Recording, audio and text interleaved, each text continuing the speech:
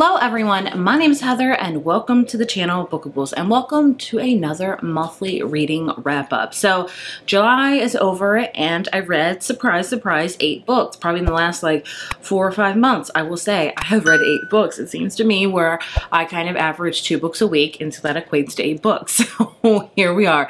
If you don't know, with my wrap ups, I always start off with my least favorite book and then I work all the way up to my favorite book that I read this month. And spoiler warning, I did read one 5 stars, so yay. First book I'm going to talk about is the Opare Affair by Tessa Bailey. This is the sequel slash companion novel to her book that came out earlier this year called Fangirl Down. This is kind of her sports romance series. Fangirl Down was about golf. This one is about ice hockey, and I didn't love it.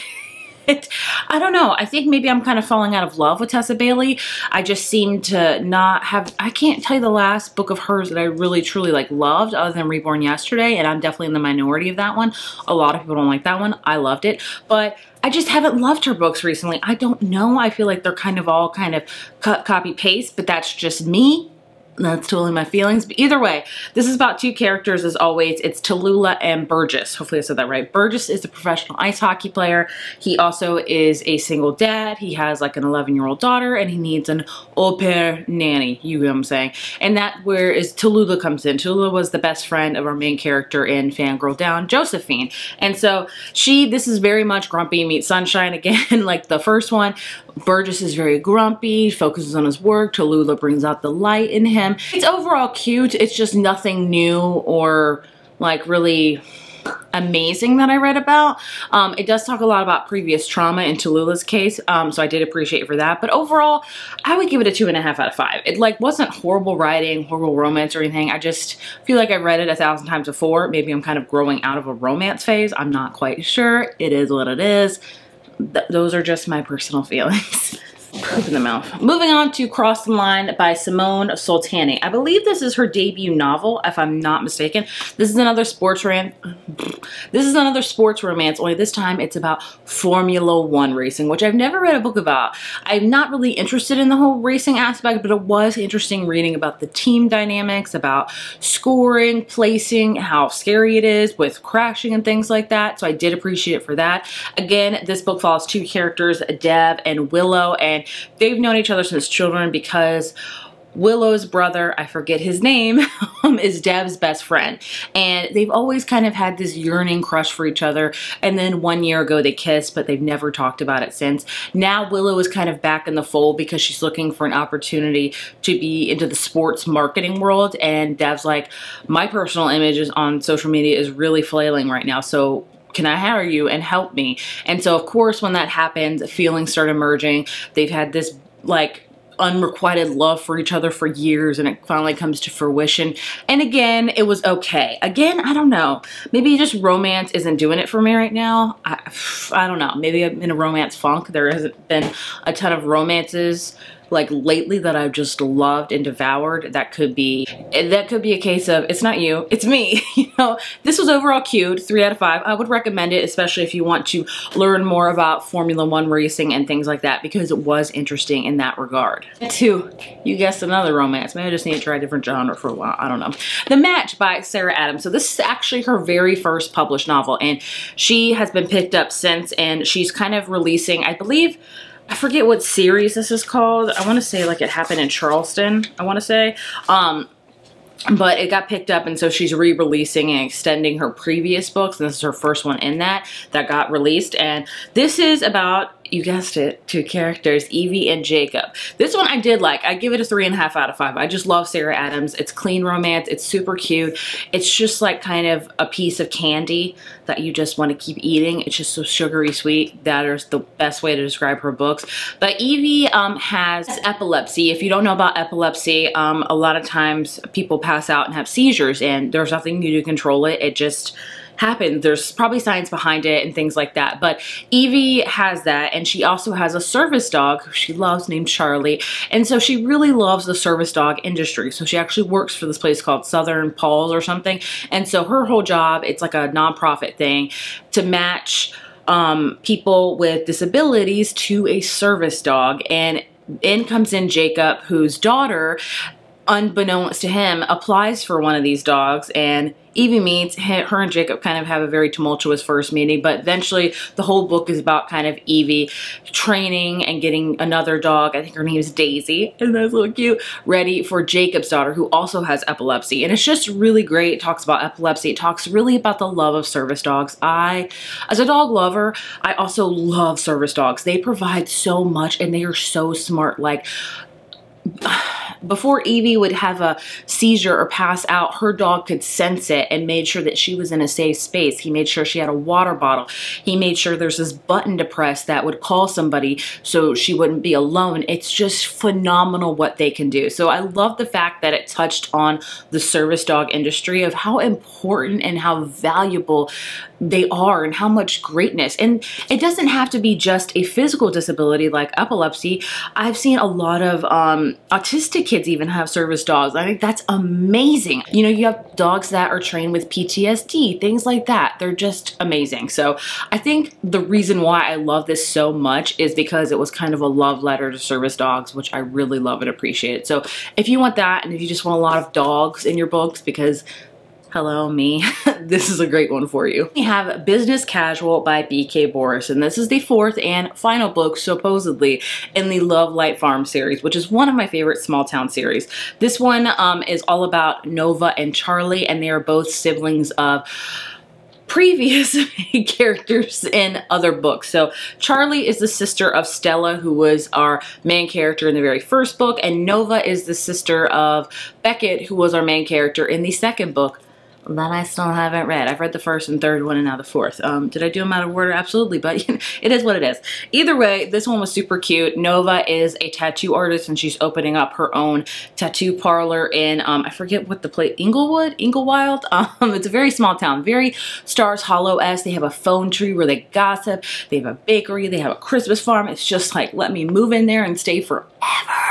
But she's opening up her own, and she's getting very kind of tied down by things. She's also very closed off to love. And then Charlie comes in the picture. Charlie's very fun and has a good time, and he's very attracted to Nova. She's attracted to him, so they decide to maybe like test out those feelings one night and just write it off. But of course, it's never that easy. You can guess what happens. Feelings come emerge. But this, if you just want a fallish, kind of small town romance series that you will love, I highly recommend this one. I will say this one was on the shorter side because her second and third ones were freaking beasts of novels. So I appreciate this one, that it was like a pretty reasonable, it was a pretty reasonable size. I enjoyed it. I would give it a 4 out of 5.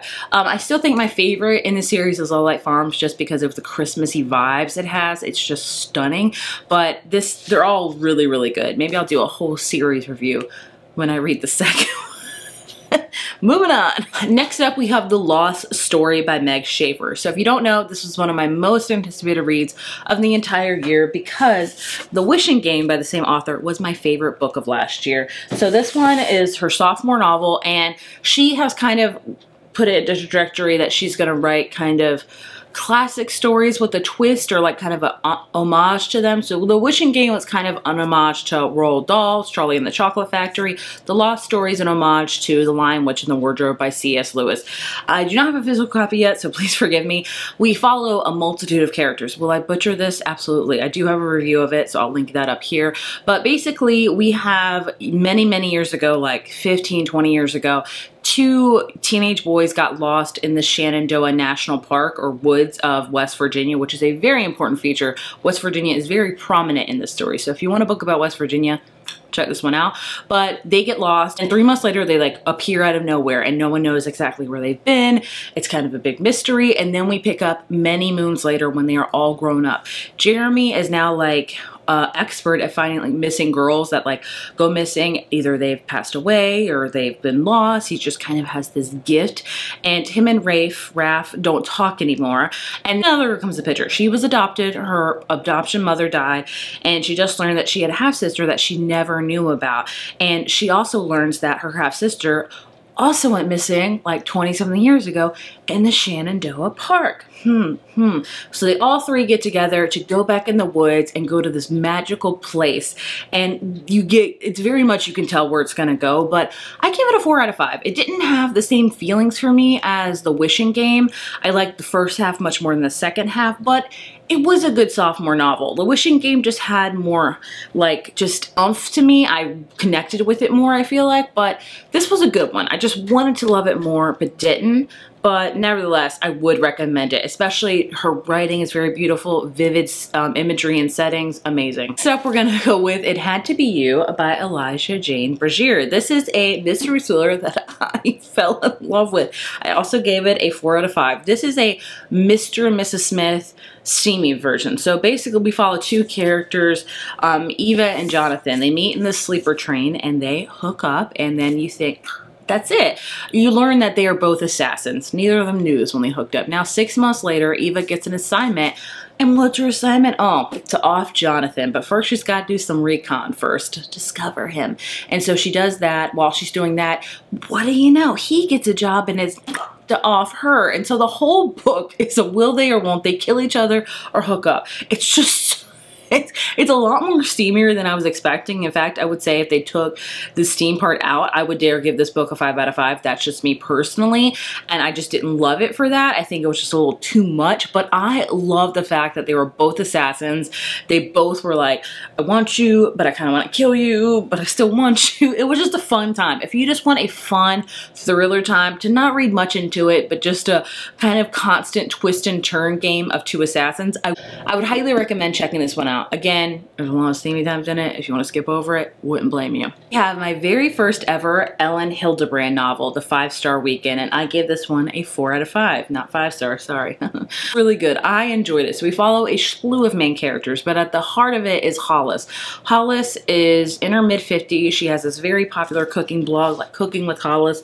She's very rich. She's married to a surgeon named Matthew, and then her husband dies tragically in a car accident, and she doesn't really know what to do with her life. So she hears about this thing called the 5-Star Weekend, where you pick like 4 of your like friends from different decades of your life and bring them together for a weekend of just kind of bonding and reconnecting and things like that over a loss. And so it's all about her picking these friends. And so we have many of her friends. We have Tatum, who was her like childhood and high school BFF. Then we have Drew Ann, who was her college best friend.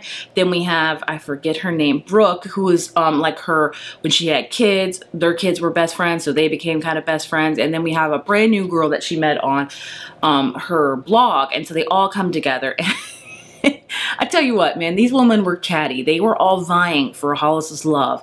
Like, especially Tatum and Drew Ann. They were like, I'm her best friend. No, I'm her best friend. I'm her best friend. I'm like, you are all in your 50s. You can have multiple best friends. You have multiple friend groups. That's how it goes. I have amazing friends. I have some church friends that are like my sisters. I have some childhood friends that I've known since I was 15. I have some work friends that I have known from work.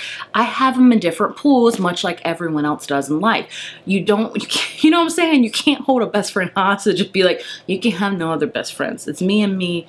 It's me and you, and that's it forever. Like, it's just, I feel like they should know that in their 50s. I'm in my 30s and learned that in my early 30s. Like, that's the one thing I didn't love about it, because they were all like really just vying for her love. And I'm like, does she deserve this? I mean, I don't think anybody, like, you know what I'm saying? It doesn't make sense. Also, Hollis's daughter's horrible. There's another character named Brooke. That poor girl, she just wanted to be loved by someone. She was like, I just want someone to be my best friend. I don't care who. I just want someone to love me. And I was like, this is me. She just wanted to be accepted and felt like she was an outsider. And I was like, hi, hello, it's me. I'm the problem. But overall, I did really enjoy it. There was twists and turns, and you know, she's called the Queen of Beach Reads for a reason. I will say that. 4 out of 5. The last book I want to talk about was my favorite of the month, and that is Remarkably Bright Creatures by Shelby Van Pelt. I finally read this book, and I am so glad I did. So this is a literary book mainly about characters. If you're looking for a book with a lot of plot,